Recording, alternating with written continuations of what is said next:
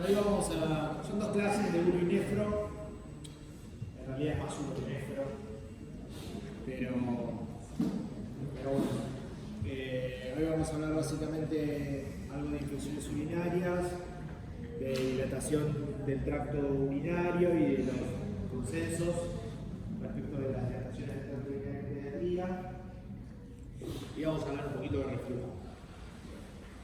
Y vamos a tratar de hacerlo rápido. Bueno, la infección urinaria, como ustedes deben saber, se viene a hablar de pediatría, como si alguno es padre, por ahí no, está medio ahí. Es una de las patologías infecciosas más frecuentes en la edad pediátrica.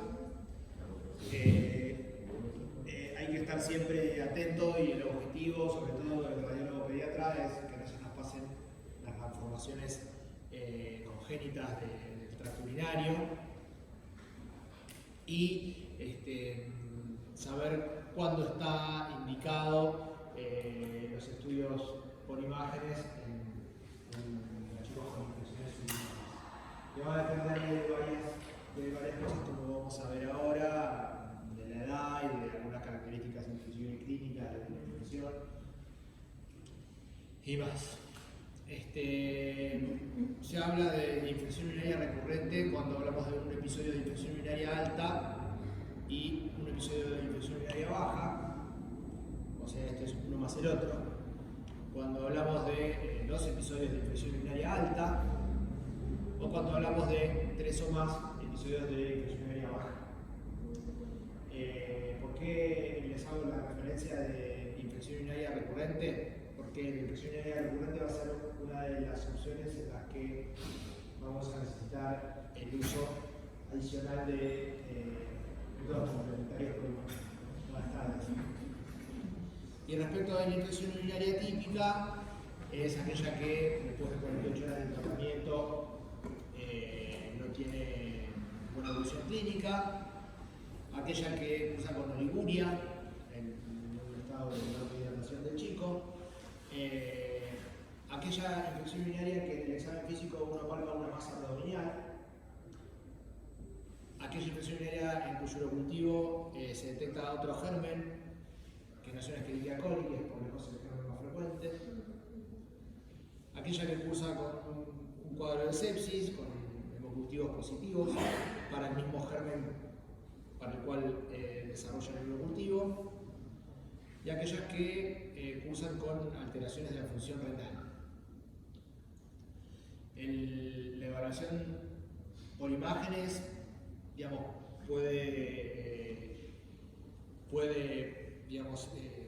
comprender distintos métodos diagnósticos. Por lejos, como hablamos siempre, la ecografía va a ser el primero, el de elección.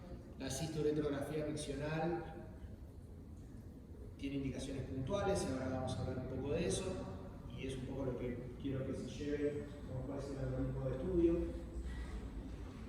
Y el centello renal con tendencia 99 se usa en segundas instancias, nunca de entrada, y ya vamos a ver cuándo.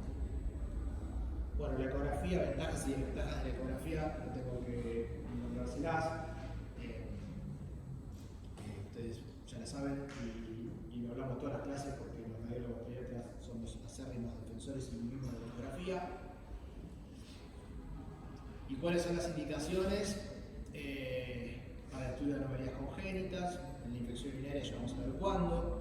Para el diagnóstico y seguimiento de la enfermedad renal parenquimatosa, ya yéndonos un poco de lo que es las infecciones urinarias, ¿qué dije que salieron por ahí? Para evaluar masas renales, sólidas o quísticas.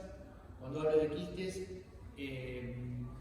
me refiero a la enfermedad renal quística en pediatría, que es un poco diferente a la del adulto, y hay algo en la próxima clase, pero es un tema que tienen que ver, ¿sí? La enfermedad renal quística en los niños. Para evaluar el cólico renal y para la evaluación Doppler en los niños, ya sea en un riñón nativo o en riñones trasplantados. Como concepto general, sepan que la enfermedad renovascular, la hipertensión renovascular en los niños es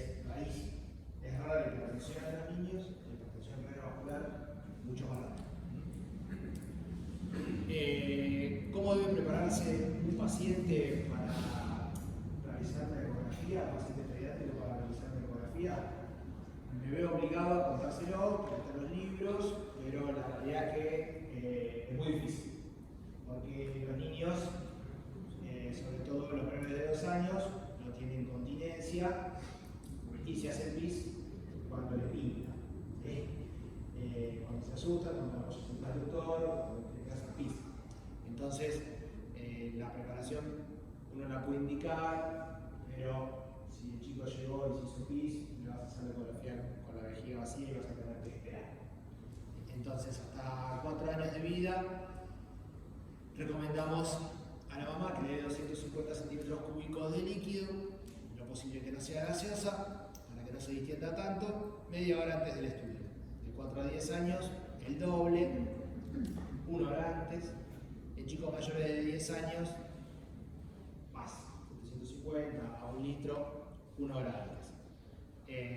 Los chicos a veces se resisten a tomar, entonces uno tiene que darles algo que les guste. Entonces, si no querés que tomen gaseosa, entonces se termina siendo medio un despelote. Esto es muy importante, siempre empezar el estudio explorando la vejiga. ¿Por qué? Por lo que hablábamos recién, porque se pilla.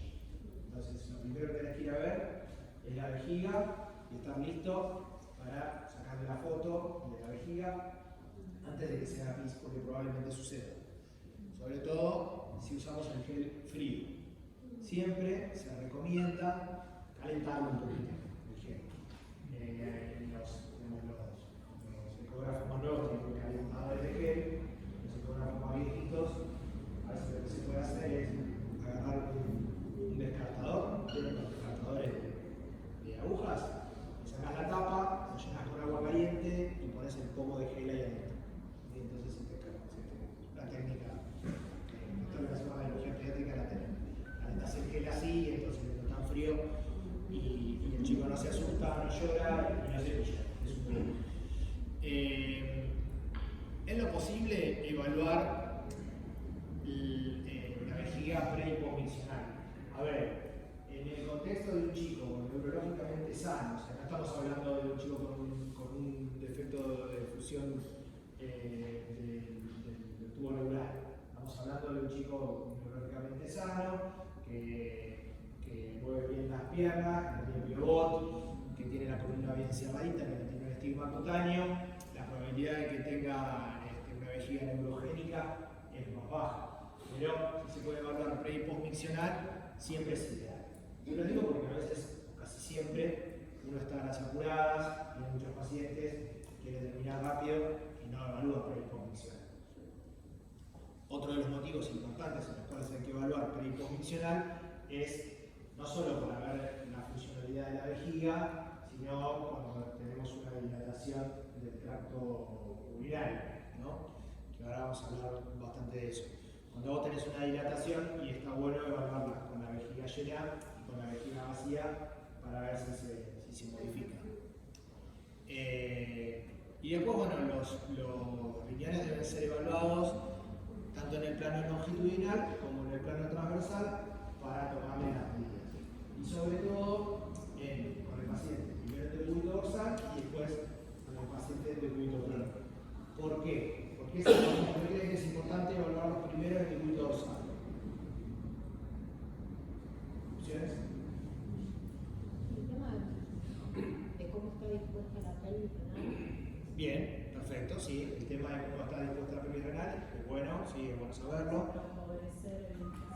Para ver si están, digamos, largo posicionados los riñones, si no están rotados, cómo está el eje longitudinal. ¿Qué más? Las pelvis en general tienen que estar ligeramente hacia arriba, hacia adelante. ¿Qué más?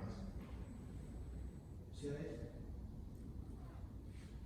Para evaluar la cogenicidad de los riñones. ¿Por qué? ¿Cómo tiene que ser la cogenicidad de los riñones?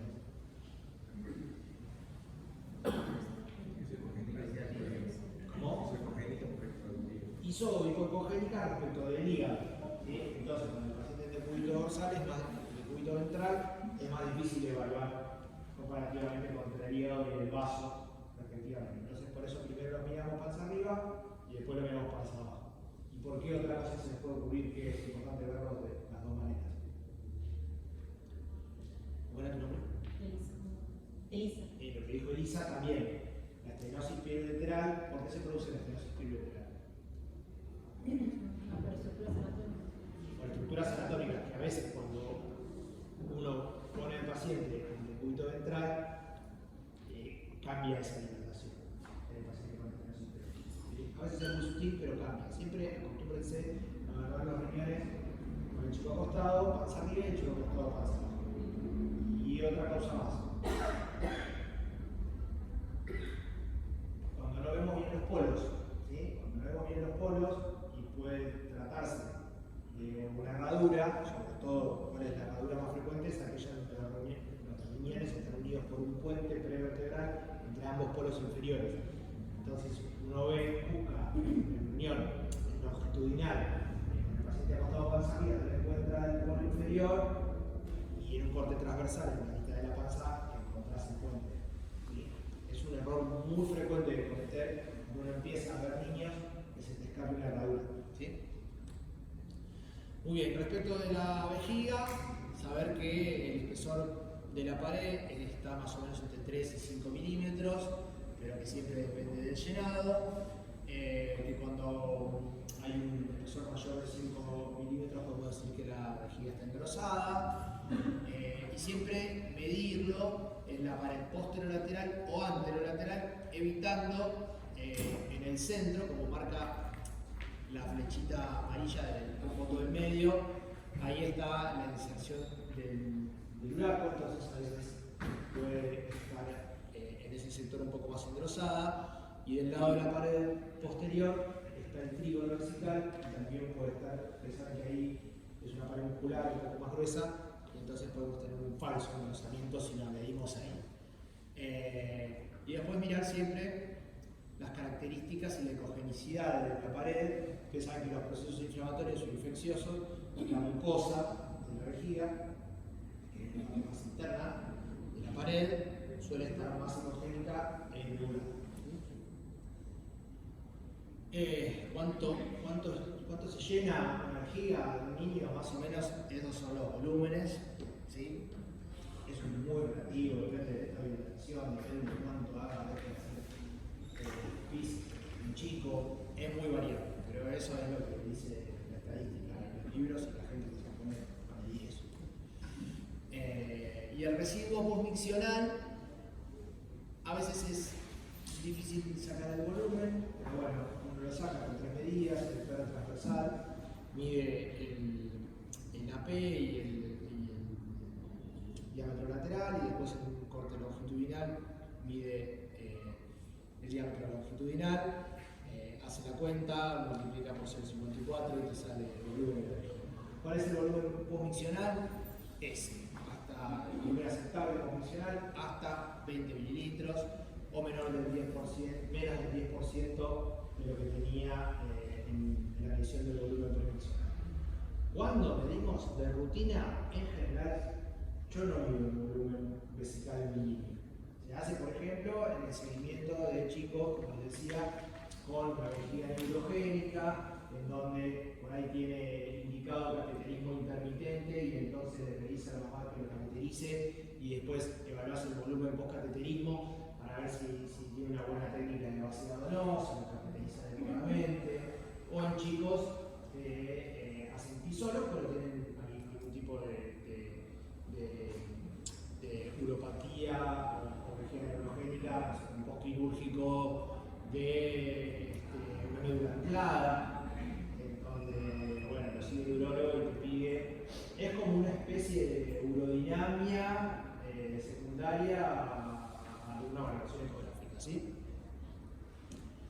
Bien, la imagen que ustedes ven a su izquierda es el jet uretral normal, cuando los uréteres, digamos, cuando la orina entra a la vejiga, se puede ver esa imagen del jet ureteral, perdón. ¿Y qué les parece la imagen de la derecha? ¿Es normal o no? No, claramente no es normal, no es un jet ureteral, ¿sí? Eso es el artefacto de centelleo que hacen los cálculos. ¿sí? Eso es un cálculo del trabajo interdistal y entonces tiene ese artefacto de centelleo. Lo vacía. Bien. A ver, los riñones anatómicamente hasta los 6 meses y sobre todo en el recién nacido se caracterizan por ser un poco más ecogénicos en el recién nacido que en el niño lactante, ¿sí? ¿Y por qué son más ecogénicos? ¿Se les ocurre? ¿Por qué pueden ser más ecogénicos?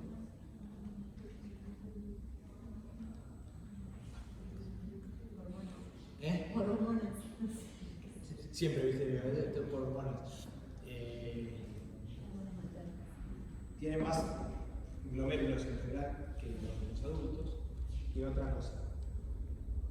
¿No se acuerdan de las proteínas de Stam-Hosfeld? Las proteínas de Stam-Hosfeld a veces incluso en los primeros días de vida pueden teñir el pañal de rosa y a veces los madres se lo confunden con hematuria. Bueno, eso también puede producir que los riñones sean más ecogénicos. Y las pirámides, bueno, suelen ser más prominentes, más grandes, y el seno renal, como tiene menos contenido graso, es más hipoecoico. A medida que el chico va creciendo, el seno renal se pone más ecogénico. A veces tanto que cuesta discriminar si hay cálculos o no, como pasa en los adultos. Los senos renales del adulto suelen ser bastante ecogénicos. Fíjense que en los chicos el seno es nada, igual que el resto del parénquima. Y acá dice arteria arcuata, en realidad no se ve la arteria arcuata, acá porque no está en su imagen Doppler, ¿no? Pero las arterias arcuatas se encuentran acá, ¿sí? Por fuera de las pirámides. Y uno con la modalidad Doppler color, sobre todo Power Amplio o Dynamic Flow o la que tenga según la marca, se puede ver hasta la priorización de las arterias arcuatas, ¿sí? Y en los chicos, como les decía, un poco más grandes, ahí, como bien decía acá el doctor, puede ser iso o hipoecoico el riñón respecto del parénquima del órgano sólido adyacente, ya sea el vaso o el hígado. Las pirámides empiezan a achicarse un poco y los senos renales son más ecogénicos. No es lo mismo. Este seno renal, ¿sí? Acá, ¿sí? Este seno renal es lo mismo que este que ya empieza a tener un poco más de ecogenicidad. ¿Sí? ¿Secundario qué? Gracias. Doctor. Los riñones de los recién nacidos se los puede utilizar por traductor lineal. Sí, claro, sí, se pueden ver. Los recién nacidos, yo te diría que hoy por hoy, con los traductores lineales multifrecuencia que arrancan en general con 7,5 MHz, yo el abdomen del recién nacido lo miro con ese traductor. Prácticamente no uso el traductor de 3,5, el convexo de 3,5. En los lugares donde se hace mucho niño, se hace mucho neonato, hay traductores que son microconvexos, que se usan mucho para transfontanelar y que tienen por ahí una frecuencia de 6,5 y que se pueden usar tranquilamente para evaluar el abdomen. Y si te das maña, puedes usar también uno de los que usan el cardiocardio, o si te das más maña todavía, puedes usar un transvaginal, que yo la única vez que usé un traductor transvaginal fue para hacer una ecografía transfontanelar, que no hago adultos. Lo que pasa que a veces es difícil que te entre dentro del incubador, porque te golpea la parte de atrás contra el techo del incubador. Pero bueno, anatomía vascular y patrones de flujo, no los voy a entretener mucho con esto, solo quería mostrarles que el flujo se ve hasta las arcuatas, que en realidad son flujos de baja resistencia y que uno tiene que seguirlos desde la arteria, desde la aorta, desde el ostium de la arteria renal hacia adentro del riñón, y lo que tiene que ir viendo es que el índice de resistencia va bajando, ¿sí? A medida que vas entrando en el parénquima renal, el índice de resistencia va bajando.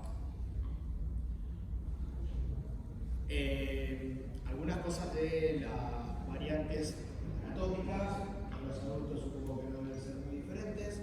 Podés encontrar lobulaciones renales. Esto es más fácil de ver en niños y después cuando los niños recién nacidos y después cuando los chicos van creciendo a veces desaparecen esas lobulaciones. Son lobulaciones, como se ve acá, como se ve acá. La hipertrofia de las columnas de Bertin o de Bertin también son más comunes de ver en chicos más grandes. Estar atentos con eso porque a veces pueden simular tumores, o sea que reconocerlas.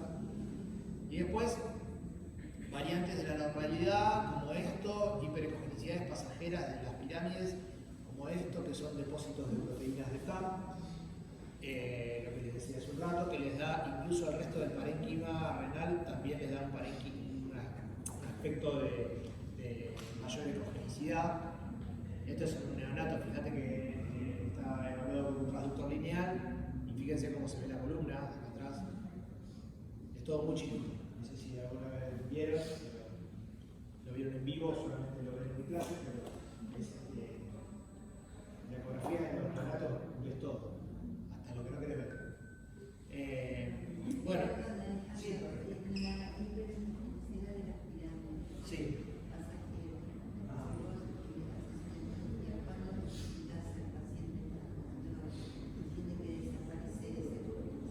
Mira, en general, si uno está ducho y sabe que el neonato puede encontrar el riñón así, en ausencia de otros síntomas o signo clínico o alteración del laboratorio de la función renal, hay que hacerlo. No, si de pronto es un chico que tiene una función renal alterada y tiene este aspecto de riñón, lo puede valorar en una semana, en 15 días y ver cómo sigue. Pero en general, esto en un recién nacido desaparece. ¿Sí? El doble sistema es el doble sistema pielocalicial que puede ir, como vamos a ver más adelante, desde la pelvis bífida hasta el doble sistema completo. ¿Sí? Esa es otra malformación relativamente frecuente del tracto urinario de los chicos y que lo tienen que saber. ¿Sí? El doble sistema, cuando es completo. ¿Saben la diferencia entre la pelvis bífida o el doble sistema, el completo o completo? ¿No? ¿Sí? Ahora lo vamos a observar. Y después la presencia de esto, ¿sí? Que son septos, que también son variantes anatómicas y que a veces pueden confundirse por su aspecto así de aumento de la ecogenicidad y cuña con fuerza. Yo estoy viendo solo. No, ¿viste? Cicatrices, exactamente, cicatrices. Entonces, estar atentos a eso, porque uno puede decir, nada, pero es un septo, pero en realidad es un chico que tiene antecedentes de infecciones urinarias a repetición y tiene esa imagen, ¿sí? Al que no se tello, ¿sí? Porque esto puede ser una cicatriz. Pero en este caso es un septo, ¿no? Y a veces son únicos y en general en la región interpolar o más cerca del polo superior. Bien. Y esto es importante, lo que vamos a ver ahora, es importante, es una de las cosas más importantes que quiero que quede. Presten atención y saquen fotos a los artículos, que quiero que los lean, porque esto es algo recontra muy fuerte, las dilataciones del tracto urinario en los niños. En general se detectan en el periodo prenatal y es importante saber evaluarlas y saber cuándo seguirlas en el tiempo, qué pueden significar y por qué es importante evaluarlas. A ver, causas de dilatación del sistema colector en los niños. Por lejos, lo que se llama hidronefrosis transitoria es lo más frecuente. Son chicos que tienen dilataciones del tracto urinario, pero que con el correr de los días después de nacidos se les va. La estenosis PU es la segunda causa.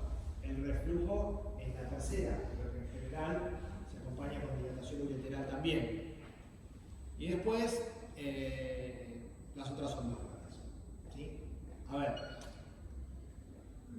si uno tiene que hacer una cosa descriptiva, diría que si uno ve algo así, dice, bueno, tiene discreto, tiene moderado, o tiene acentuado, o severo, o lo que uno dice, tiene un riñón. Si yo te digo a vos, ¿no? ¿Cuál es tu nombre? Álvaro. Yo te digo, Álvaro, vos, yo estoy viendo un riñón hidroneferótico, ¿sí?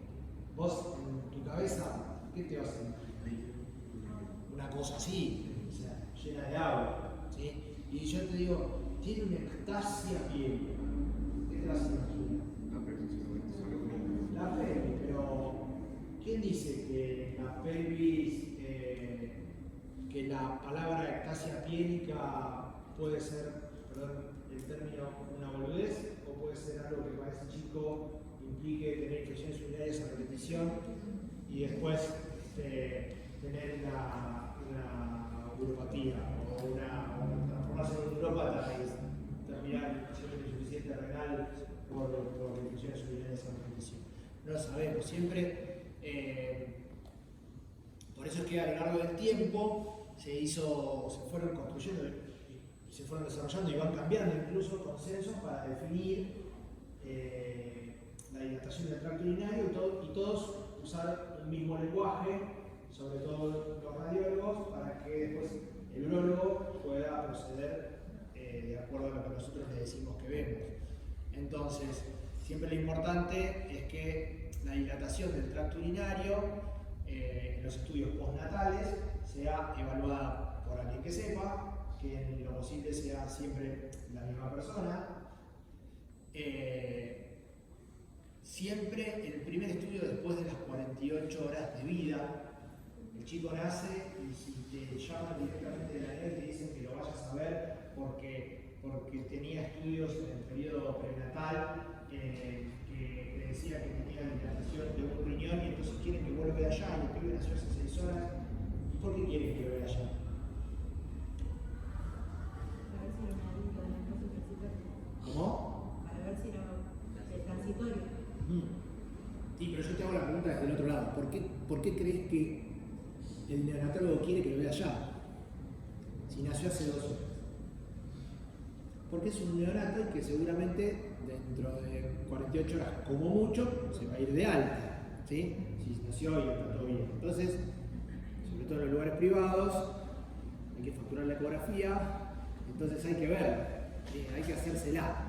Ahora, no tiene indicación de verse ya, ¿sí? Salvo que se haya tratado de un chico que tenía oligoamios o que tenía una dilatación importante, llevamos a la clasificación en el periodo antenatal, en las ecografías obstétricas, o cuando uno tenga dudas de qué va a pasar con ese chico, si se va a ir, si no va a volver, más medio, y entonces lo vemos antes. El 28% de los niños con dilatación del tracto urinario prenatal tienen una ecografía postnatal normal. ¿Sí? O sea que la tendencia es que en general a estos chicos después del periodo neonatal se les acomoda, ¿sí? Y de estos hay un 45% que va a tener ecografía normal durante toda su vida. Y esto es importante. A veces los chicos tienen una ecografía prenatal con dilatación, uno los ve a las 48 horas de haber nacido y la ecografía se normalizó, y después en una ecografía más alejada se volvió a dilatar, ¿sí? No es la regla, pero a veces pasa. O sea que en el periodo postnatal no pedir una sola, pedir una después de las 48 horas y después una segunda ecografía a los 2 o 3 meses de vida. ¿Cómo hay que evaluarlos?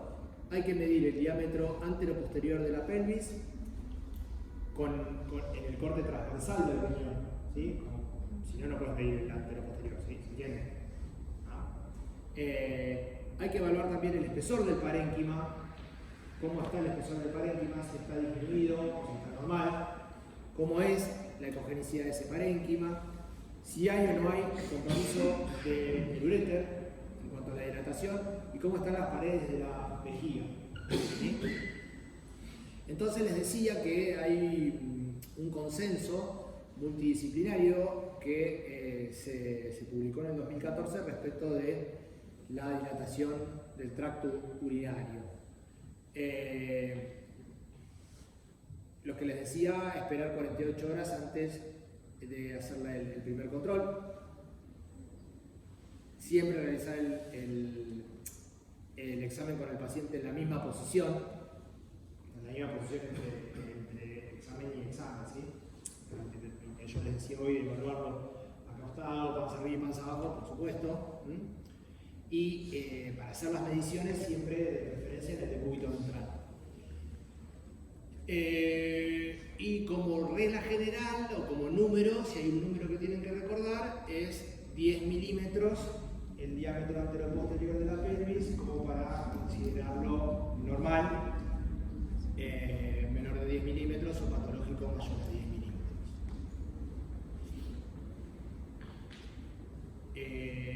Y ahí había un último punto que es importante también, que es informarlo de forma concisa. Y si no tiene dilatación, escribir en el informe. No se observa dilatación del sistema excretor, ¿sí?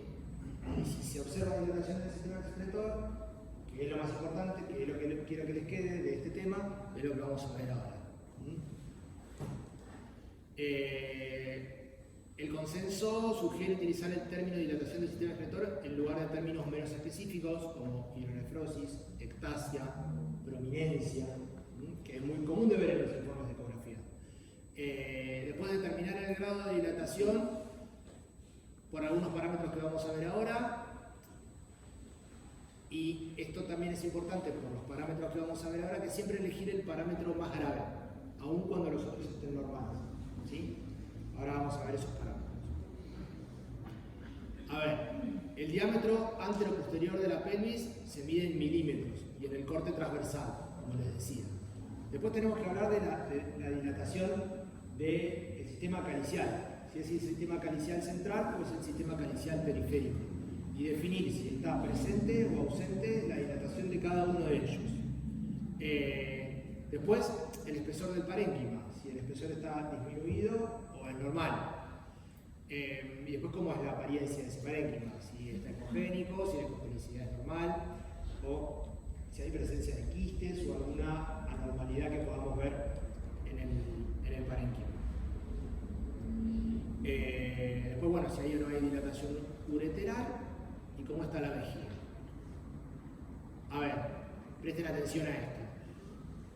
La pelvis renal siempre hay que medirla, como les decía antes con el paciente en decúbito ventral, y siempre medir el mayor diámetro anteroposterior, ¿sí? ¿Vieron que a veces en los riñones uno ve esto? ¿Sí? Que está así y acá se cierra.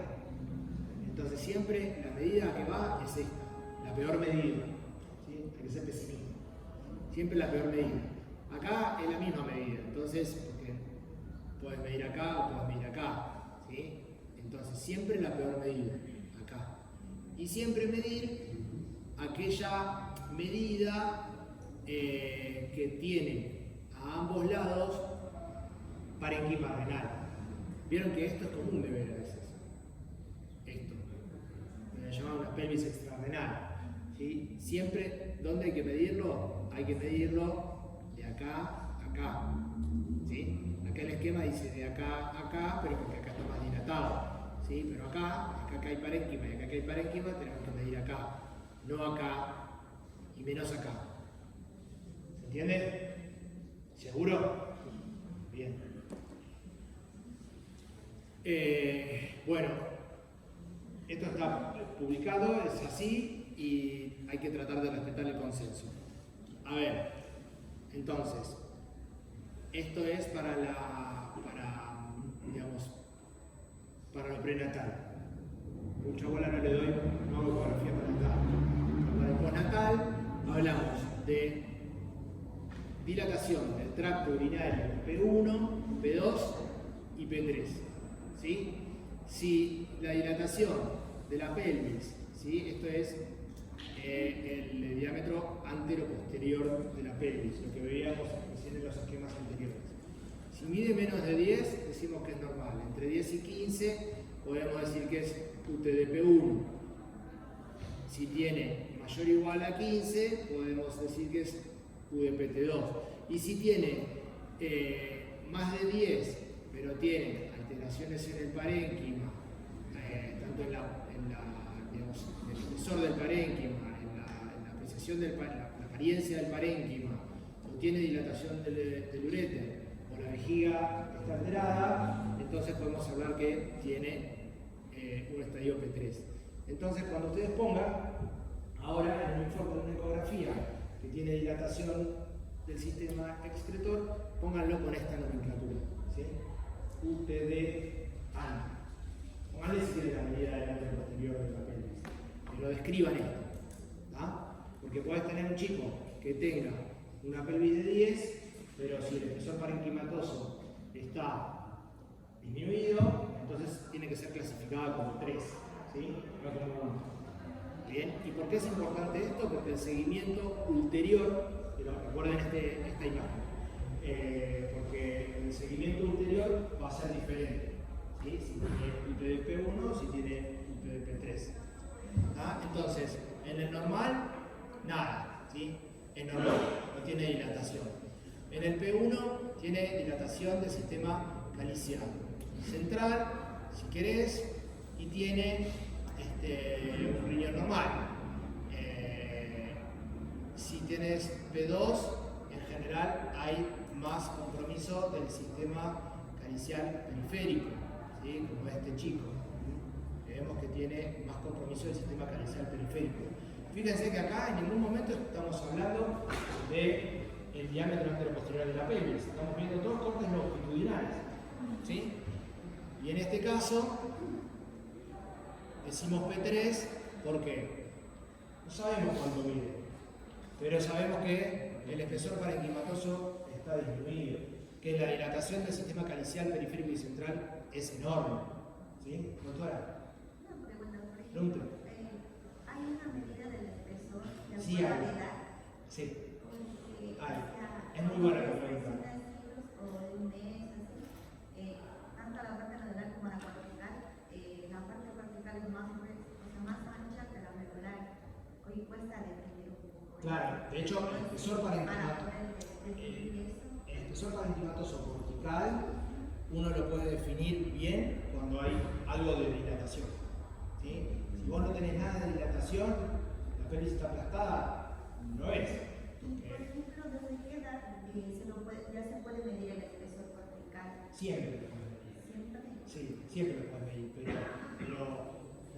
pero la realidad es que hay cierto grado de subjetividad y que es operador dependiente el definir si está disminuido o no está disminuido el espesor parenquimatoso.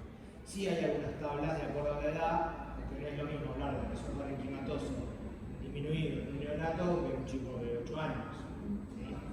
Pero el concepto es un poco este. Acá nadie dudaría en decir que este espesor parenquimatoso está disminuido.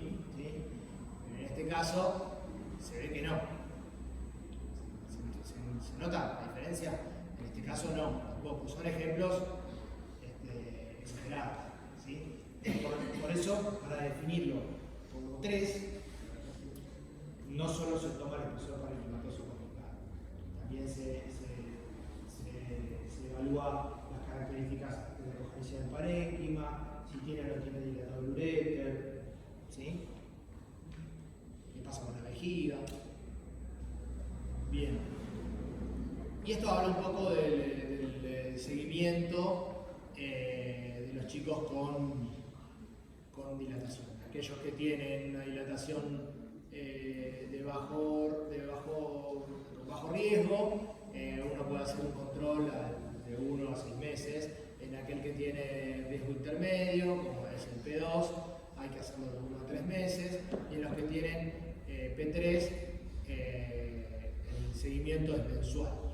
Y la cistuloelectrografía miccional, si es un P1, uno puede no hacerla, ¿sí?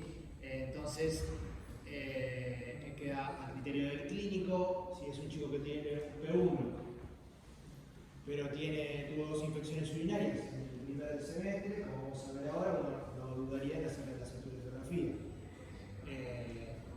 Y en los chicos con grado 3, sí o sí se hace la cistuloelectrografía miccional, sí o sí se le coloca antibióticos de forma profiláctica, y sí o sí se le puede, sí o sí no, sí, a discreción del médico tratante se le puede pedir o no algún centro llorar. Bueno, a ver, ¿qué les parece este? Es un chico con una dilatación de ambos uréteres distales, ¿sí? Entonces, arriba tiene esa dilatación de un lado y tiene también la visualización del uréter proximal. Entonces, si tuvieran que definirla, ¿cómo la definirían? 3. Bien, muy bien.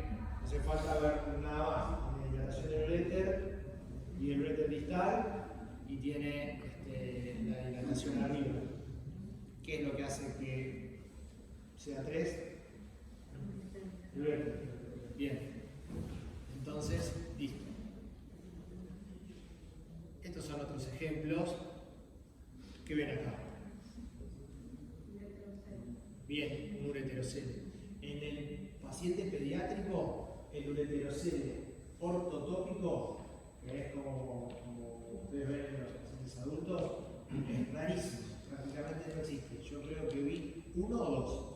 Siempre que hay un ureterocele en el niño, ¿qué hay que buscar? ¿Alguno sabe? Un doble sistema completo. Esto, grábenselo a fuego. Y ahora vamos a ver.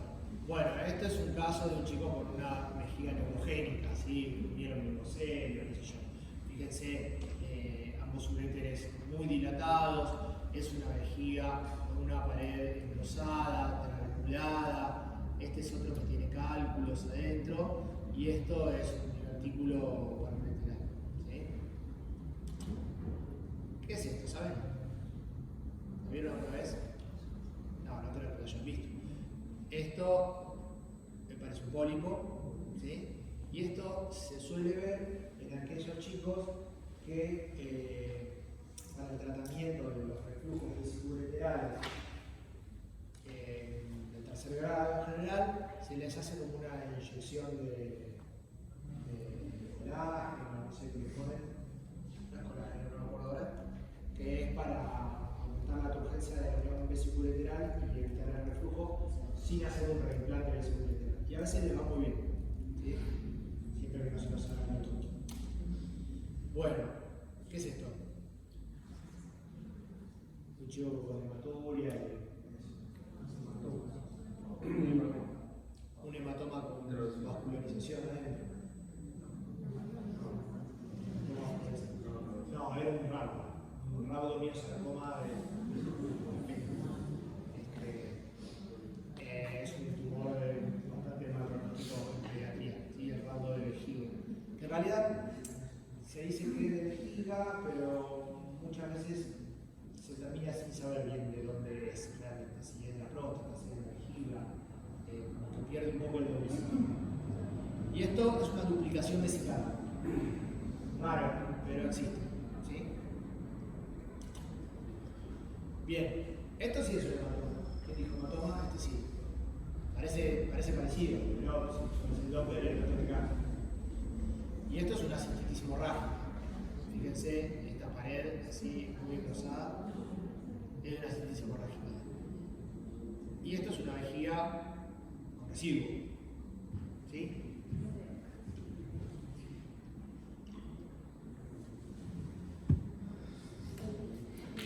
Bien, ¿y este qué les parece? Es el riñón derecho y es el izquierdo. ¿Ven bien el riñón? ¿Lo ven entero? Bien. Polo inferior, muy bien. Tenía eso, ¿sí? El polo inferior, yo tenía una jefa que me hacía así. Llegaba y decía. Y después seguía. Esto es un puente, ¿sí? Que une ambos riñones, el polo inferior, un puente prevertebral, que es la forma más común de riñones adultos, ¿sí? A ver, este es un chico que el riñón izquierdo no estaba donde tenía que estar. Entonces uno miraba bien con el traductor lineal, como le gusta al doctor del fondo, veías ahí esto, ¿sí? ¿Qué es esto? Esto es el vaso. ¿Y esto? La glándula suprarrenal. ¿Sí? Es la glándula suprarrenal derecha, que en los niños, recuerden que en los niños se ve la glándula suprarrenal, a diferencia de los adultos, ecográficamente es muy difícil de ver. En los niños se ve la glándula suprarrenal, esa es la glándula suprarrenal, y el riñón izquierdo, ¿dónde estaba? ¿Y dónde estaba? Del otro lado, a la derecha. ¿Sí? Así, pegado. ¿Está bien? Les pido disculpas, me estoy confundiendo. Acá el riñón a la izquierda no está. Acá el riñón a la izquierda no está. En este caso, este y este son el mismo paciente. Esto ahora que les voy a mostrar no. Miren esto y miren esto. Acá el riñón a la izquierda no está. Y a la derecha hay dos riñones, uno acá y uno acá. Es una ectopía renal cruzada y fusionada. Y están los dos riñones a la derecha. ¿Sí? Esto está mal animada la diapositiva. Por eso es que me confundí, ¿verdad? No, estoy yo mal animado. Acá está. Esto es un paciente. ¿Sí? Esto es otro paciente. ¿Qué pasa? El riñón izquierdo no está. El riñón derecho estaba bien. ¿Sí? Esto son dos vaginas. O mejor dicho, perdón, una vagina septada. Con de este lado contenido y de este lado vacía. Y un doble útero. ¿Sí? Esto es un corte transversal. Acá se ve un útero y el otro útero. El útero derecho parece tener ahí desplegado el endometrio con contenido, en el mismo lado que tiene el contenido en la vagina. Esto se llama síndrome de... Tiene tres nombres. Síndrome de mi vagina asteroide. No, el que vos te estás confundiendo con otro, pero sí. Vos te estás confundiendo con el Rokitansky-Kusterhauser, que es algo parecido, pero no. Esto es un síndrome de Wunderlich. En general los chicos con síndrome de Wunderlich, chicas con síndrome de Wunderlich, son chicas que si no sabían que les faltaba un riñón, debutan con un hematocolpos, habiendo tenido ya su menarca y algunos ciclos, por ahí 2 o 3, y aquí tiene un hematocolpos. ¿Sí? No es un hematocolpos por un himen imperforado, sino que es un hematocolpos porque tiene una vagina septada. Y del lado donde tienen el septo y del lado donde tienen el hematocolpos, en general es del lado donde les falta el riñón. ¿Ah? ¿Se entiende? ¿Sí? Eso es el síndrome de Wunderlich.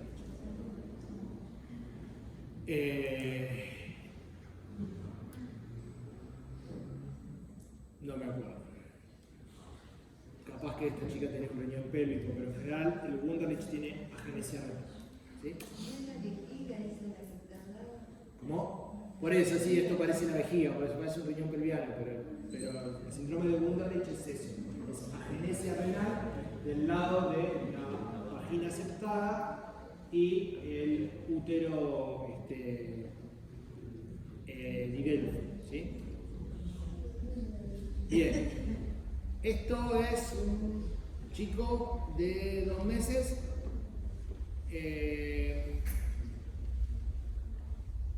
con una ITU neonatal. ¿Sí? A los primeros días de vida tiene una ITU y le hacen una citoretrografía friccional y es normal. Perdón, tiene esto, ¿sí? ¿Qué parece? Este es el riñón derecho, este es el riñón izquierdo. ¿Cómo definirían esto? Una...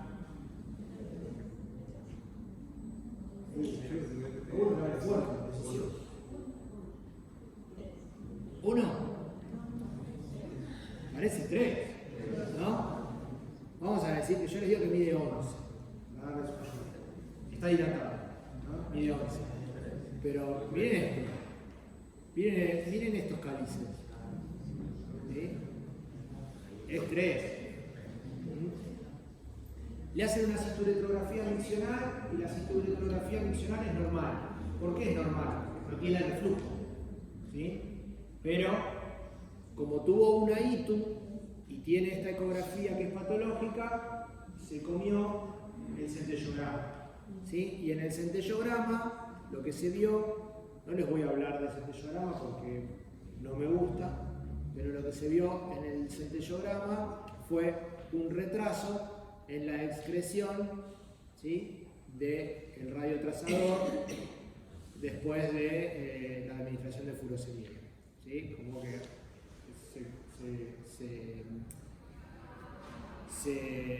digamos, funciona de manera obstructiva, ¿sí?, porque tiene una estenosis peusa. Fíjense que el derecho se vació, ¿sí?, y que el izquierdo quedó el radiotrazador ahí. ¿Por qué? Porque tiene una estenosis peusa. Bien, y esto es el seguimiento a lo largo del tiempo, de las horas. Fíjense acá, la vejiga ya está llena, pero todo a expensas del otro riñón. Y el contraste, el radiofármaco, sigue acá. Este es un chico de 8 años, es el hijo de una amiga que en una ecografía abdominal por X motivo tenía esto. El uréter distal izquierdo muy dilatado y arriba el riñón también dilatado, pero si uno empieza por la vejiga, que en este chico puedes empezar por arriba también porque tiene 8 años, pero si uno encuentra este uréter, lo más probable es que te imagines que arriba te vas a encontrar con una pileta, ¿sí? Pero no, tenía este riñón, que no podemos decir que no está dilatado, ¿sí? Pero tiene un espesor parenquimatoso que es bastante aceptable. No parecería lo que antes se llamaba, que ustedes no tienen que volver a llamarlo nunca más así, un riñón hidronefrótico, ¿no? No parece.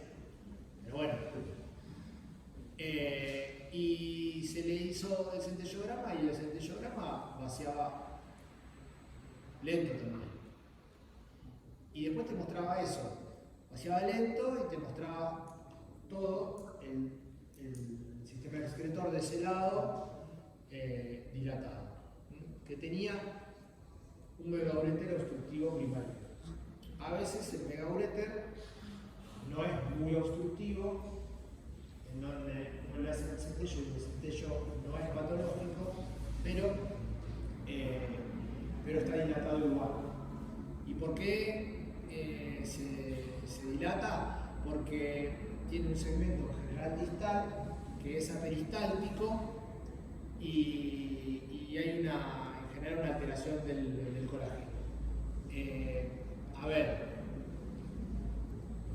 ya tuvimos clase de gastro, ¿se acuerdan de la enfermedad de Hirschsprung, del megacolon ganglionar?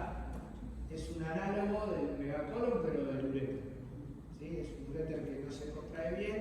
¿Y qué se hace con esto? Nada. ¿Sí? Se controla, salvo que tenga infecciones urinarias a repetición, entonces ahí lo que se intenta es hacer un reimplante del uréter, a ver si uno puede hacer que sea menos obstructivo o bueno, nada, ¿sí? Bueno, esto nada, ejemplos de litiasis, ejemplos de un divertículo, gracias, Nayania. Bien. Y esto es un chico esto es una cisturectografía miccional. ¿Qué les parece? ¿Qué es? Este chico tenía una dilatación pielocalicial bilateral y de ambos uréteres en los estudios prenatales y las ecografías obstétricas se veía que tenía dilatados los dos riñones y los uréteres también. Y tenía esto. ¿Cómo es la dilatación? Si tuviera que estadificar. ¿Qué grado es? Recontra 3, ¿sí? 3000. Bien. Los uréteres tienen una dilatación tortuosa y la cisturectografía miccional miren, tiene una vejiga toda trabeculada, tiene la dilatación tortuosa del uréter, tiene esto que vamos a ver ahora en un ratito, porque lo voy a tener hasta las 10 de la noche acá, esto que es reflujo intrarrenal, ¿sí? ¿Y esto qué es? No, el riñón está acá, créeme. Esta es la vejiga. ¿Y esto? La uretra es un varón, Esto es la, y esta es la. Esta es la uretra posterior, ¿sí? Y esta es la uretra anterior. En este momento el paciente no tiene sonda. ¿Qué tiene? Una válvula de uretra posterior. Léanlo, anótenlo. Válvula de uretra posterior. Estos chicos les diría, una de las primeras causas de insuficiencia renal secundaria uropatía en los niños, las válvulas de uretra posterior. Esta es una de las instancias para las que existe tratamiento quirúrgico fetal, ¿sí? Se les coloca, que el objetivo es, antes de corregir la válvula de uretra posterior, que es una estenosis entre la unión de la uretra posterior y la uretra anterior, el objetivo es disminuir la presión en el periodo fetal para que esa presión de orina no haga que los riñones pierdan funcionalidad después del nacimiento. Entonces lo que les hacen estos chicos es, a través de una punción, les ponen lo que se llama una cola de chancho en la vejiga, entonces toda la pis, en vez de salir por la uretra, sale hacia el líquido amniótico a través de esa cola de chancho. Y eso disminuye la presión, el reflujo a los riñones, y después se les opera la uretra una vez que nacen, ¿sí? Pero si los chicos nacen con los riñones así, el pronóstico es bastante malo, ¿no? Van al deterioro progresivo de la función renal, por más que esto se corrija, y terminan en un requerimiento de trasplante. A ver, lo que les decía hoy, el ureterocele.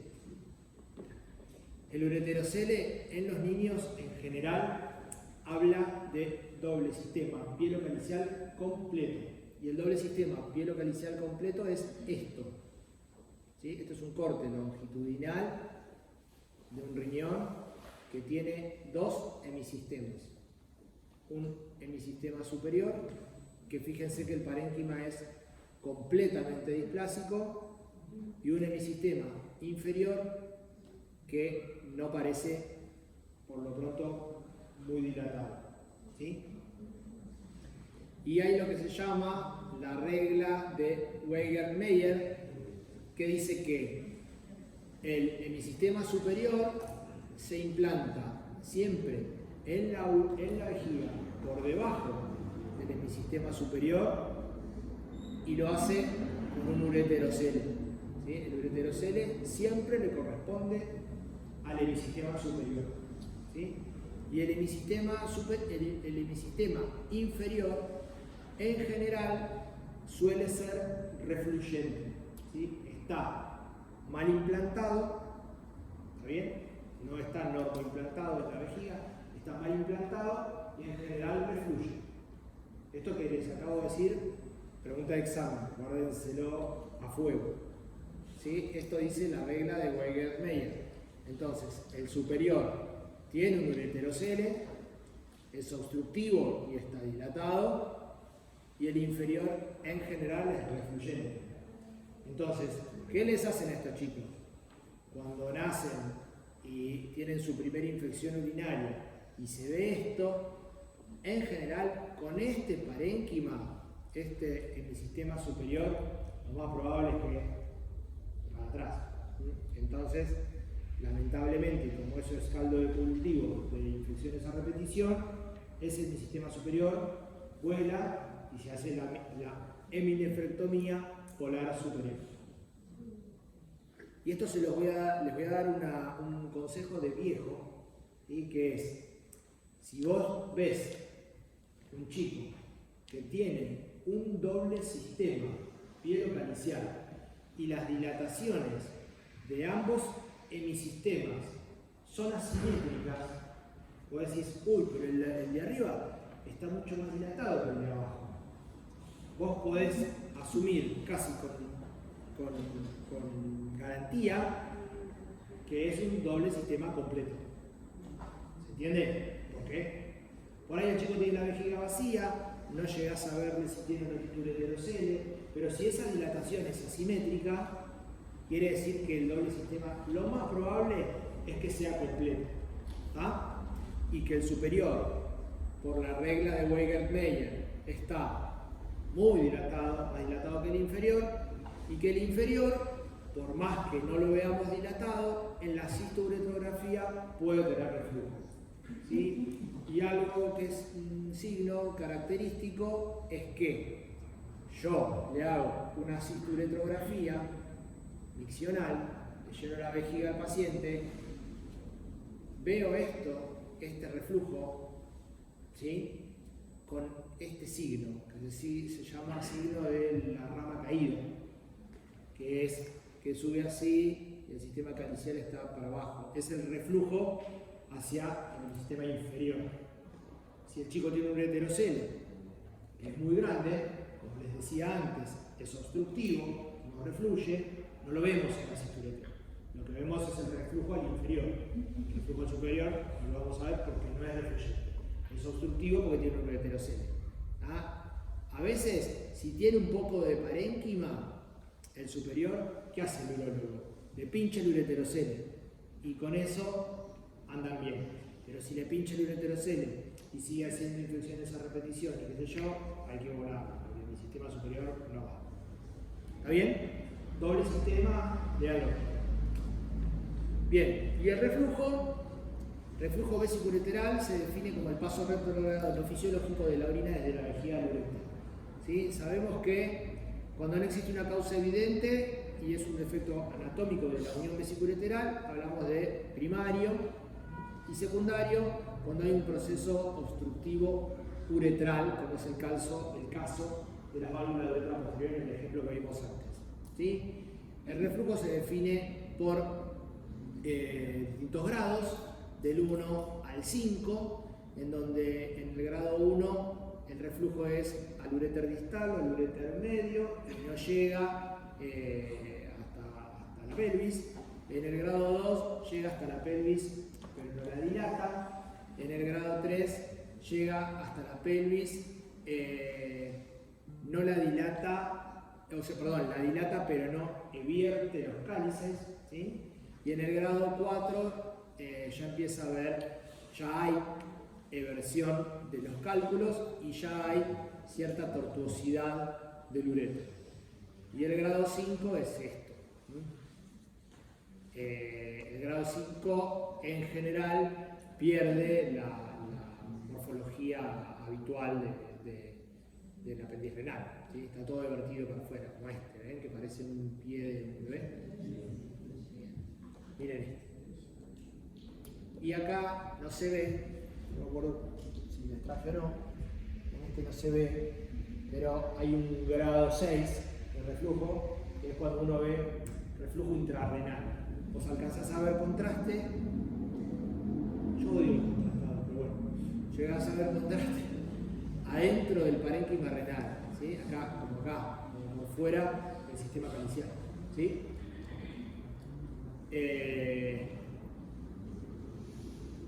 Fíjense esto, estas se las puse porque... No, bueno, acá se ve el uréter distal en la eco, se ve un riñón derecho normal y se ve un riñón izquierdo con disminución del espesor parenquimatoso cortical, con mucha dilatación de la pelvis, y la cisturetro nos muestra un reflujo grado 5. Bueno, la cisturetro es el gold standard para la detección del reflujo. El tema es cuándo la vamos a hacer y cuándo no la vamos a hacer. Ahí es donde entra, digamos, la disquisición más grande.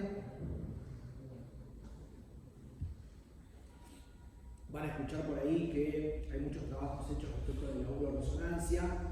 En pediatría es muy compleja la uroresonancia, no es así ya tiene un montón de condiciones y la verdad que la cistoelectrografía hecha por alguien que tiene mano para hacerla, si bien es un poquito cruenta, porque hay que colocarle una sonda en la uretra, llenarle la vejiga, el chico agarrarlo, se molesta, la madre está adentro, a veces cae redonda la madre, es un bajón.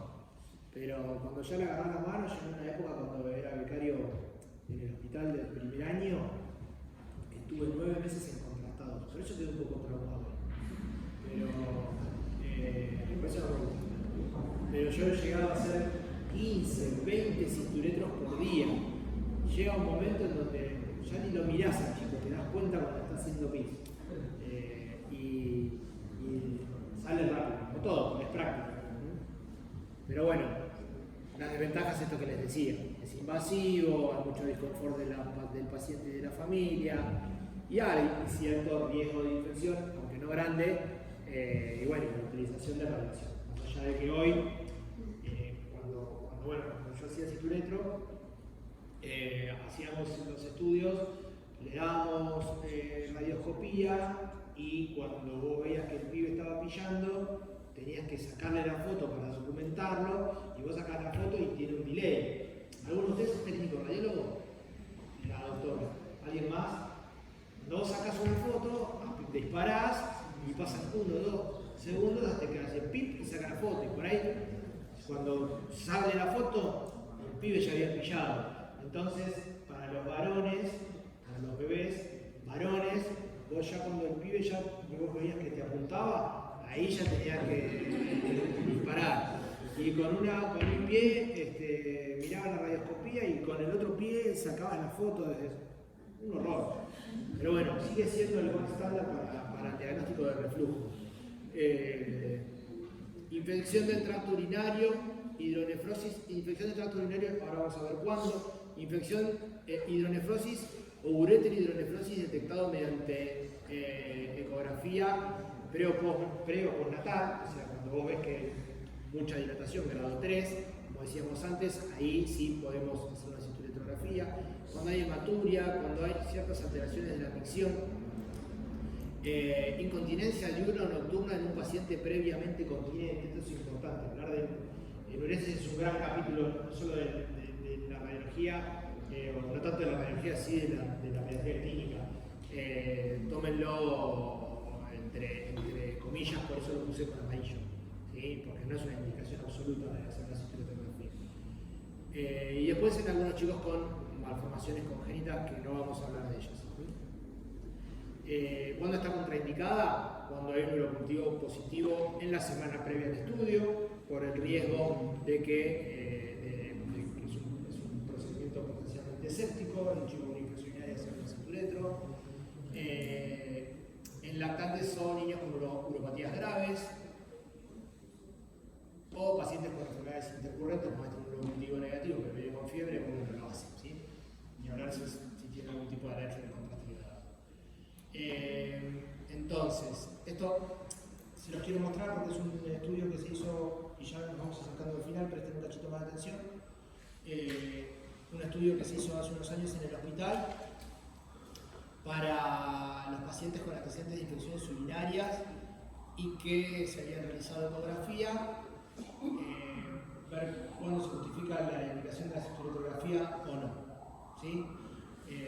Se hizo durante esos 3 años. En el 2015, 2016, 2017 ese fue el número de cistoelectrografías que se hicieron, y el objetivo primario fue determinar si la cistoelectrografía en los pacientes con infección urinaria típica que presentaban eco normal aportaba datos clínicos significativos. Datos clínicos significativos significa que con el resultado de ese dato vamos a tomar alguna conducta que le vaya a cambiar el pronóstico al paciente. ¿Se entiende? ¿Por qué se los digo esto? Por algo que me olvidé de decirles. Pero en general, ¿se acuerdan la clasificación que hablamos del grado 1, 2, 3, 4 y 5 de reflujo? En general, los grados 1 y 2 de reflujo, que son los que llegan arriba, pero no dilatan, a los chicos no se les hace nada. ¿sí? Simplemente se da antibiótico profiláctico y se lo vuelve a hacer una cinturetra al año siguiente. Eso es importante, ¿sí? Porque los grados 3, 4, 5 son los que van a ser quirúrgicos. ¿Está bien? No se va a esperar. Probablemente se opere. O se les haga esto de coraje. Entonces, el estudio se hizo retrospectivo y se analizó el motivo de la solicitud de la cinturetro, qué hallazgo tenía en la ecografía con otros métodos y si tenía algún otro factor de riesgo asociado a daño renal parenquimatoso. Y después se evaluó cómo fue la evolución posterior del paciente. 144 pacientes en total, 99 con infección urinaria atípica, 44 recurrente y 4 tuvieron infecciones urinarias atípicas. Y se concluyó que el antecedente de infección urinaria atípica tiene una correlación estadísticamente significativa con la ausencia de reflujo vesicoureteral. ¿Se entiende? O sea, un paciente que tiene una infección urinaria típica, una única infección urinaria típica, y vos le hiciste una cinturetrografía, la gran mayoría de ellos, con una correlación estadísticamente significativa, la cinturetro fue normal. Esto ya nos debe alertar de que quizás no habría que hacerle a un paciente con una infección urinaria típica una cinturetrografía. ¿No? Ninguno de los pacientes estudiados presentaron infección urinaria típica, ecografía normal y edad mayor de 6 meses y tuvo un reflujo vesicoureteral de alto grado. Esto es decir, bueno, sí, pero tenía reflujo, había que estudiarlo, pero ninguno fue de alto grado. Y si ninguno fue de alto grado, ninguno tuvo que operarse. Entonces uno también podría decir, ¿sí? Pacientes con infección urinaria típica, con ecografía normal, y son mayor de 6 meses, ¿para qué no voy a hacer? Si ninguno va a tener de alto grado. Si tiene de bajo grado, igual se va a controlar. ¿Sí? Le pongo profilaxis, si querés 6 meses, y después se la saco, y veo qué pasa. No le hago eso, ¿está bien? Entonces, estos hallazgos sugieren que en esta población, con adecuado seguimiento clínico, la indicación de la cinturetrografía podría ser discutida siempre que hablemos de chicos con ecografía normal. ¿Está bien? Entonces, ¿qué hacemos? Primer episodio de infección urinaria con ecografía normal, confiable. Si el paciente tiene menos de un año, podemos hacer una cinturetrografía.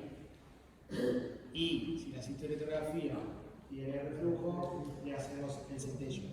¿Sí? Y si es mayor de un año y la ecografía es confiable, no le hagamos nada. Ahora, yo puntualmente estoy viendo pacientes que son menores de un año, primer estudio, chico por la más sano, eutrófico, primera infección urinaria, menor de un año, no le hago la cinturetrografía. Le digo a la madre, si tenemos en medio, controlarlo, removerlo, lo repetimos en consecutivo en 3 meses. ¿Sí? A las mujeres, en general, con las mujeres, esto uno lo puede decir incluso más sutil, porque con la proximidad del tracto gastrointestinal, con el tracto gastrointestinal, es más probable que tengan infecciones urinarias que los varones. ¿Sí? Pero yo, primer episodio, un varón, 8 meses, eco normal, vaya. ¿Sí? Infección urinaria atípica o recurrente con eco renal y vesical normal, si tiene menos de un año, como decíamos antes, si tiene más de un año, se le puede hacer primero el centello. ¿Sí? Si el centello es normal, no hace estudios, si el centello es anormal, hacer la cinturetrografía. Hay gente que prefiere hacer primero el centello en la recurrente que hacer la cinturetrografía. Si el centello es patológico, entonces sí hace la cinturetro, si el centello no es patológico, no la hace. ¿Está?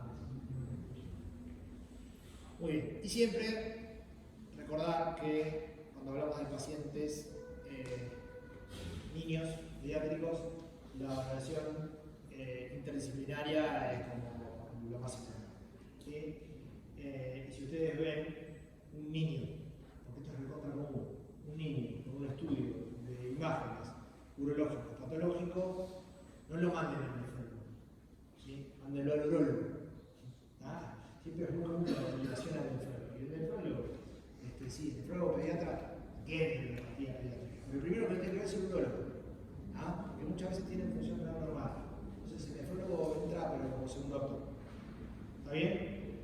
preguntas o algo que no hayan entendido para que recuerden de esta clase, ¿sí? La dilatación del tracto urinario, las clasificaciones, como malformaciones congénitas, nada, el reflujo circulateral de distintos tipos y entonces algoritmos. ¿Listo?